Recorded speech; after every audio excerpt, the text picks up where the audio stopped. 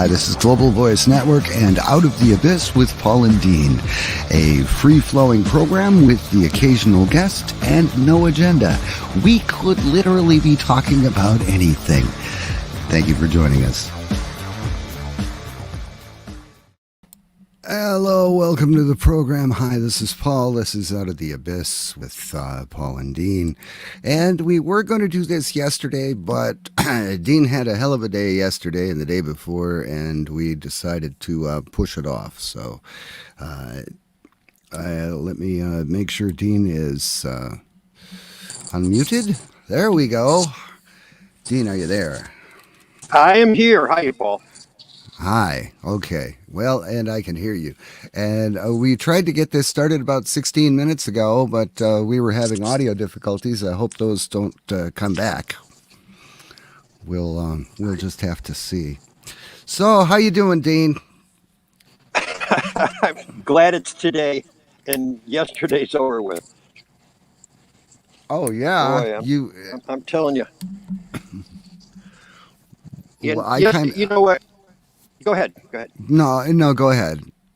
I was going to say that to the listening audience, yesterday was supposed to be a really lucky day for me. And I was pointing out that it was kind of a horse poopy day. And Paul, being my good friend, said, no, actually, it was a really good day for you because you overcame this and you overcame that and this happened and, you met the challenge. And I didn't look at it from that perspective, but he was absolutely correct. But, that's what good friends do for you. So I appreciate it. Thanks, Paul. Oh, well, anytime. You're welcome. Whenever something goes wrong and it could be exceedingly worse than it is, I call that a good day. If there's still coffee in Paul's pot, it's a good day. Yes. If there's still coffee, it's a good day. And so, I'm going to bear with me just for a second. I got to pop. I have my headphones on so I can actually hear you, and your audio sounds good so far. Hope mine sounds okay. Yeah, no, you sound the way you should. Okay, all right. So everything works for now. Okay, what we're going to do is we are going to get down and dirty, and we're going to talk about some stuff. So yes. we're starting out on the censored and uncensored platforms, and after we talk about Ted Cruz for a couple of minutes, then we'll be dropping the censored platforms off. So you might as well just kind of switch over while we're talking about it. Odyssey is the place to be, right? Yeah, Odyssey or Rumble. Just go Rumble. to the. Rumble's been acting weird lately. I did a 2-hour show. It's been getting a lot of attention. Well, I did a 2-hour show, and like 17 minutes of the show is missing on Rumble because the connection was down. So it was. The internet was kind of wonky yesterday, I got to tell you. Well, especially where I live. Yeah, but this was days ago. Days and days ago. So, yeah. So let's hop in and talk about Cruz. Okay. Let's actually bring something to bear, as it were. And it is an anniversary of a violent terrorist attack on the Capitol, where we saw the men and women of law enforcement demonstrate incredible courage. You never use words carelessly, and yet you called this a terror attack when by no definition was it a terror attack. That's a lie. You told that lie on purpose, and I'm wondering why you did. Well, Tucker, thank you for having me on. When you aired your episode last night, I sent you a text shortly thereafter and said, listen, I'd like to go on because the way I phrased things yesterday, it was sloppy and it was frankly dumb. And I don't buy that. Whoa. I don't buy that. Look, I've known you a long time, since before you went to the Senate. You were a Supreme Court contender. You take words as seriously as any man who's ever served in the Senate. And every word you repeated that phrase. I do not believe that you used that accidentally. I just don't. Let me tell you what I meant to say. What I was referring to are the limited number of people who engaged in violent attacks against police officers. Now, I think you and I both agree that if you assault a police officer, you should go to jail. That's who I was talking about. And the reason the phrasing was sloppy is I have talked dozens, if not hundreds of times. I've drawn a distinction. I wasn't saying that the thousands of peaceful protesters supporting Donald Trump are somehow terrorists. A lot of people have misunderstood that comment. Wait a second, but even your way, but hold on. What you just said doesn't make sense. So if somebody assaults a cop, he should be charged and go to jail. I couldn't agree more. We have said that for years. But that person's still not a terrorist. How many people have been charged with terrorism on January 6th? Like, why'd you use that word? You're playing into the other side's characterization that, as Joe Kent just explained, allows them to define an entire population as foreign combatants. And you know that. So why'd you do it? So for a decade, I have referred to people who violently assault police officers as terrorists. I've done so over and over and over again. If you look at all the assaults we've seen across the country, I've called that terrorism over and over again. That being said, Tucker, I agree with you. It was a mistake to say that yesterday. And the reason is what you just said, which is we've now had a year of Democrats and the media twisting words and trying to say that all of us are terrorists. You work in the I guess I just don't believe you. And I mean that with respect, because I have such respect for your acuity and your precision. And I've seen it on display. I've covered you as a reporter. I know how you speak. And you have sat there for a year and watched people use language to distort the events of that day. Intentionally. Insurrection. Coup. And of course it terrorism. Was an insurrection.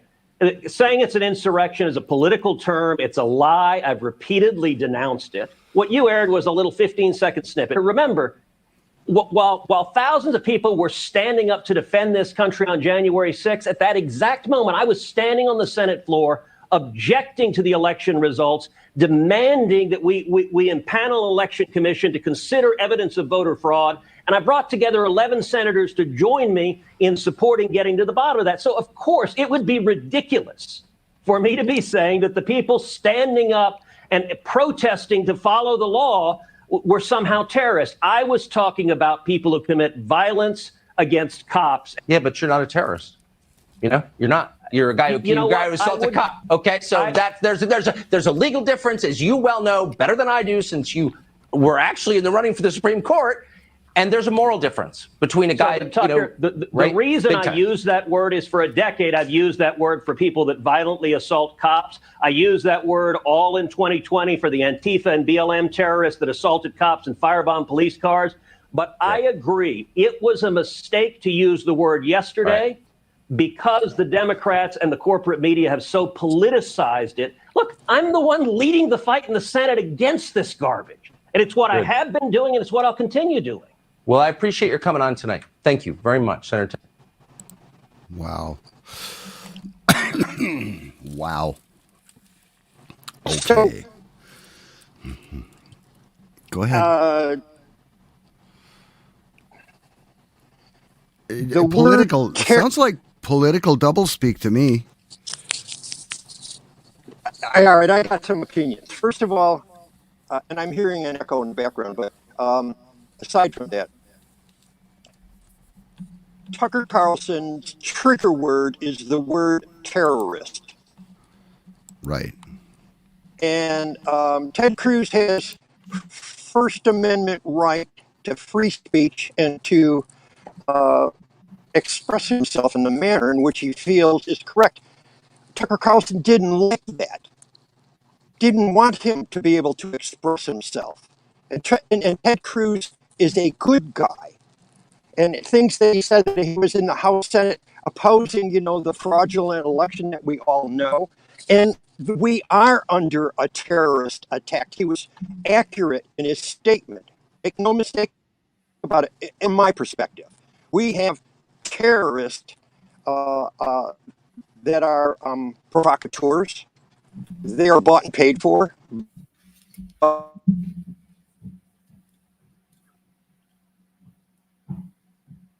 Are you there? Hello.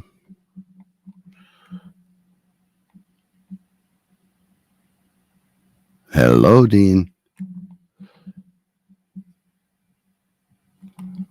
Wow. Let's see if I can bring him back. Dean, are you there? Hello. Okay.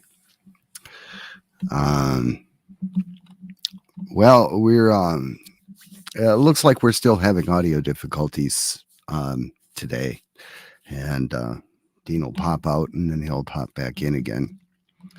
And come on, unless his internet connection went down altogether. Looks like we might not be able to do a show today either. Okay. By the way, I'm going to take a minute and I'm going to throw up a banner here. Yeah, but I have to find it first.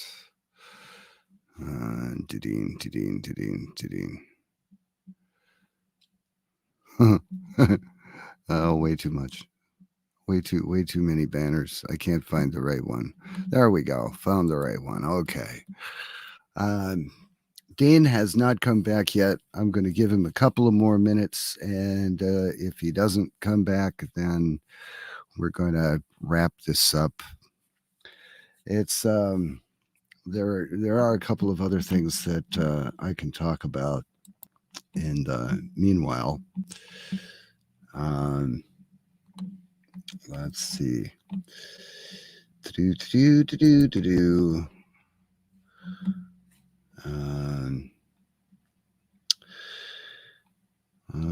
Let's see. Okay, let's go ahead and add that to the stream. If you look at symbolism and you take everything that you see with a grain of salt. I mean, you have to look at the symbolism that you're being shown. And the triangle, the all-seeing eye, the sunburst, the eye of Horus, the corona, the Omicron, the Delta. If you put those three together, that's what you get. You take the corona, it's a bright circle seen around the sun rays, a crown. Add to it the Delta, then add to that the Omicron. You get the symbol in the middle left. The layering of these three symbols becomes the Eye of Providence. In Britain in 1794, a revolutionary prison aimed for continual surveillance of each prisoner. A logo was designed with the Eye of Providence in the center, surrounded by the words mercy, justice, and vigilance.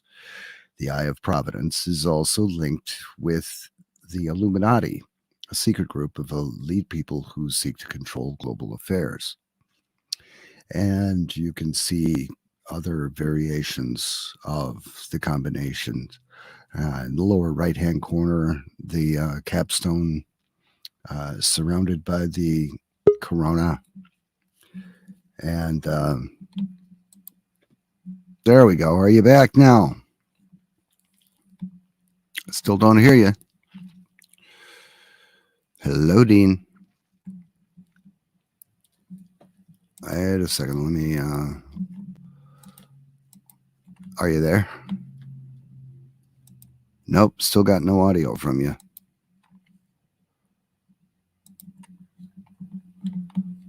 Try your plug.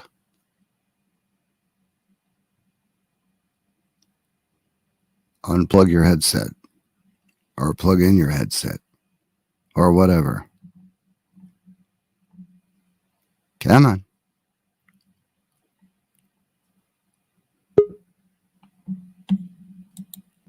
Okay, are you there now? I still don't hear you.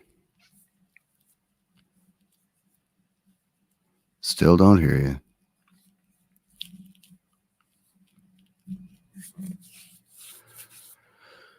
Okay. I don't think this is going to work. I don't think we're going to be able to do this. My apologies, everyone. We gave it a shot, and we've got, okay, now I've got 2 copies of you here. Is that one working? Hello? Mute and unmute. No, that one's not allowing me to mute it.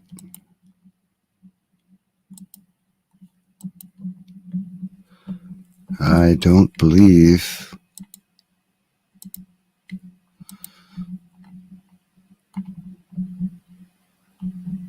I wonder if it's my system that's doing it. Okay. I'm going to try and pull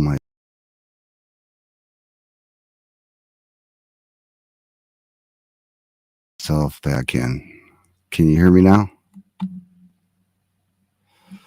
All right, let me check the live stream and see if my audio is working. Mic is muted. Hello, let me check the okay, live stream is working. And now I do believe I hear you, Dean. I'm hearing wind noise. Hello, are you there? Now you're muted. Unmute yourself and try and say something. Speak to me. Well, I heard some background noise, but I don't hear I don't hear your voice.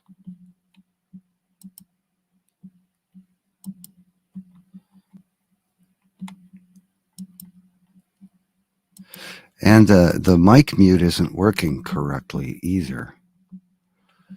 So stay in, Dean. I'm going to drop out of the studio and then jump back in myself. And you're muted again.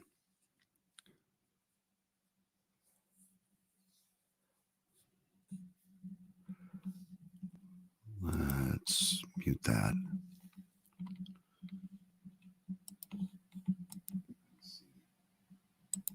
Yeah, okay, that's working.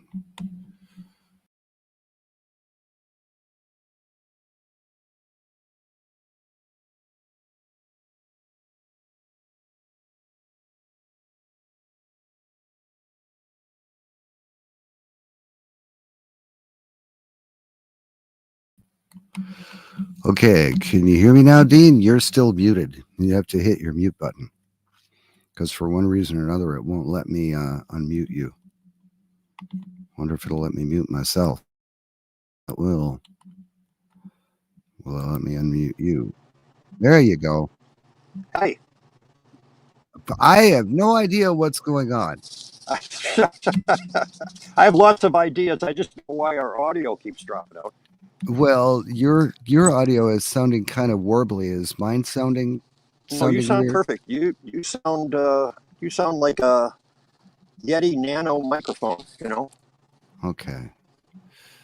All right. So I'm thinking that we got something going on with the echo cancellation. I think that part of the problem is my internet is intermittent. I can't help that. I live in BFN. Yeah. Okay. All right. So you can hear me now. Yes, loud and clear. Oh, okay. And I can hear you. Good. All right. And there's no echo. Right. Let us continue. Okay. All right. Let's go back to the Ted Cruz deal. So I don't know why Tucker Carlson, sometimes he rides the fence, and I was a little disappointed with Cruz because I thought that he was a little bit concerned about his numbers. Tucker Carlson being the number one guy, probably that is watched by more Americans than anybody. So I didn't see any reason for him to kowtow to him or to withdraw any of his remarks. He didn't say anything that was wrong. He was true and accurate. Our country is under attack, and folks, you are hypnotized if you don't believe that. If you're watching TV and they're telling you there's a pandemic, there is no pandemic. There never has been.